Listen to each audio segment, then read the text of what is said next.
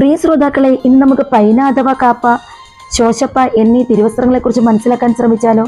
ആദ്യമേ പൈന അഥവാ കാപ്പ.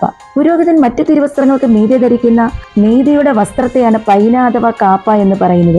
അദ്ദേഹത്തിന്റെ ഇടയധർമ്മത്തെയും ഇത് എടുത്തു സൂചിപ്പിക്കുന്നു. രണ്ടാമത്തത് ശോശപ്പ. കാപ്പയുടെ നിറത്തിൽ ചതുരാകൃതിയിലുള്ള തിരുവസ്ത്രത്തെയാണ് നമ്മൾ ശോശപ്പ എന്ന് പറയുന്നത്. ശോശപ്പ ഈശോയുടെ കബറിടത്തിന്റെ മൂടിയായും അവിടുത്തെ തിരുശരീരം പൊതിഞ്ഞ കച്ചയായും ശിരോവസ്ത്രമായും വിശേഷിപ്പിക്കപ്പെടുന്നു. ശോശപ്പ കൊണ്ട് മൂടുന്നത് ഈശോയുടെ കബറടക്കത്തെയും പിന്നീട് ശോശപ്പ ദിവ്യരഹസ്യങ്ങൾക്ക് ചുറ്റും വളച്ചു വയ്ക്കുന്നത് ഈശോയുടെ ഉത്ഥാനത്തെയും അർത്ഥമാക്കുന്നു.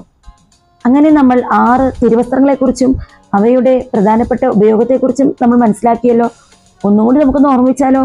1 കൊത്തീന, 2 അരക്കെട്ട് അഥവാ സൂനാറ, 3 ഊറാറ, 4 കയ്യുറ അഥവാ സന്ദേ, 5 പൈന അഥവാ കാപ്പ, 6 ശോശപ്പ.